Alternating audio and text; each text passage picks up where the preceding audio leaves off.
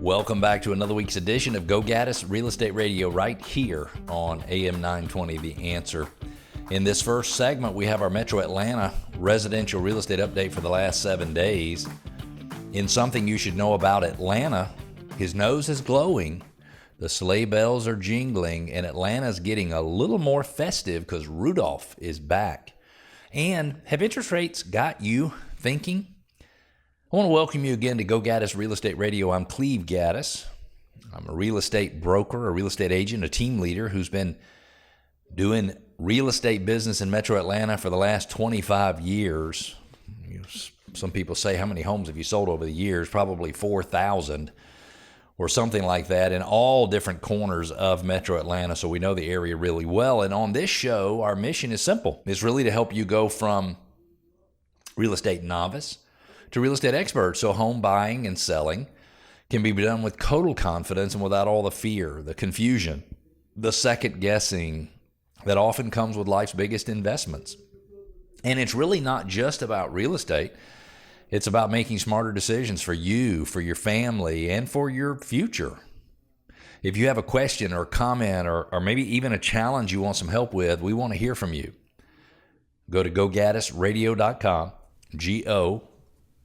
GOGADDIS radio.com. And while you're there, you can push back or share ideas or check out our neighborhood spotlights or request your neighborhood to be featured in our neighborhood spotlight, or you can subscribe to the podcast or to our YouTube channel so you'll never, ever, ever miss an episode. Let's jump into the Metro Atlanta real estate update. The market is average. I wish I had a better way to describe it. The market is average. We're continuing to see houses come onto the market. Somewhere between 1,500 to 1,800 homes get listed a week. Generally, we're putting about 1,000 homes, maybe just a little under 1,000 homes under contract. We're generally having 2,500 or 2,600 homes with a price decrease. Have property values fallen in Metro Atlanta over the last year? I'd say the answer is yes. By much? No, not by much, just by a little bit. And so it's still a good market. If you are a buyer, there's lots and lots more inventory out there available for you to choose from today than you've had for the last few years. And if you go make an offer on a home, you might be the only one submitting an offer on that home. So maybe you get a seller who will negotiate with you in good faith instead of playing one offer against another offer against another offer like would so commonly happen when sellers get multiple offers. Makes perfectly good sense that would happen, and that is not happening as much today. For home sellers, it can still be a really good time to purchase a home, because if you look at what drives value on the seller side of the business, on the listing side of the business, it is the comparables. It's not necessarily even the comparable sales as much as it is the comparable active listings. So if I am looking for a home for sale and I go out looking at 5 or 6 homes, and yours is one of them, that I'm comparing yours to the first one, the second one, the third one, the fourth one, the fifth one. I'm comparing your home to each and every one of those homes to determine whether or not it stacks up. And so what's interesting is when we look at comparables, if we say the condition of your home is significantly better than the condition of the other 5 homes, then it could be that you have no comparables, meaning there are no other properties that a buyer would look at in your area that the buyer would then say to themselves, I would just as soon have that one over this one, because if yours stands out and it really shines like a diamond compared to the others, then they keep going back to yours, going back to yours, going back to yours. So think about this. What do you do to your home to make it have the least number of comparables? If you have the average home in an average neighborhood, then everything is a comparable. But if you have a well above average home, from an aesthetic standpoint, from a cosmetic standpoint, then maybe you don't have any comparables, because every other home in the neighborhood has kitchen cabinets that look like they were from 2010 or 2012. And I say that now, but they're actually coming back. The wood is.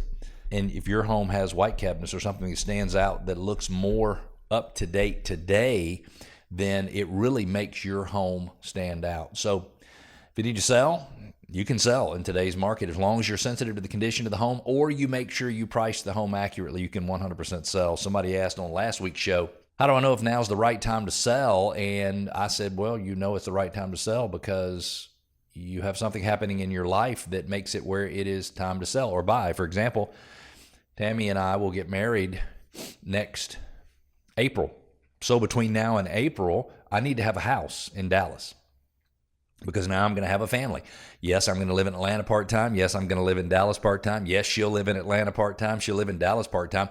But I need to get a house. And so my motivation is not, oh my gosh, the market is perfect, it's a great time to buy. That's not it at all. My motivation is now things are happening in life that require me to do this. This is what I need to do in order to live the kind of life that I want to live. And that's very, very reasonable for me to do that. Or at least I think that it's very, very reasonable for me to do that.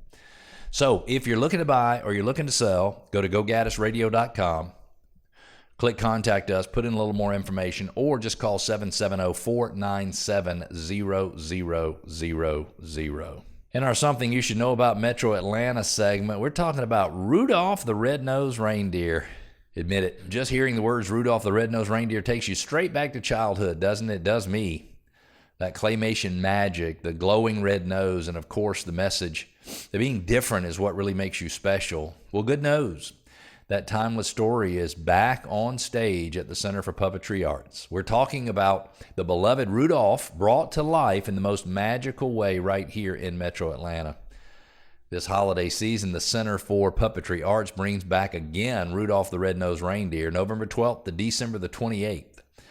It's a magical puppet adaptation of the classic 1964 stop-motion special based on the beloved 1964 movie. You can join Rudolph and Hermie on a heartwarming journey of acceptance, friendship, and courage. You can see Rudolph and his misfit friends learn that it's okay for them to be exactly who they are. Your tickets include admission to the festive features special exhibitions, the Worlds of Puppetry Museum, and a hands-on Create a Puppet workshop where all patrons can make a Rudolph shadow puppet. Rudolph the Red-Nosed Reindeer Show has become a holiday tradition for Atlanta families. If you've never seen it, this is your chance to experience the magic, and if you have, you already know it is pure joy from the start. This information was from Atlanta Parent Magazine. If you want more information, just go to Google, type in Rudolph the Red-Nosed Reindeer at the Atlanta Center for Puppetry Arts. If you're thinking about buying a home, but staring at those interest rates makes your head spin, well, you're not alone. Mark and Emma in Norcross wrote in saying, should we buy now or should we wait for interest rates to drop? And I started to allude to this earlier. I wasn't trying to answer this question in advance, but I think, you need to buy a home when the time is right for you to buy a home. So it's not, Mark and Emma, about is the timing perfect. It is there something going on in your home? Now, I don't know Mark. I don't know Emma. I have not had a conversation with them. But let's just say, for example, that Mark and Emma had a couple of kids and they had a 3-bedroom house.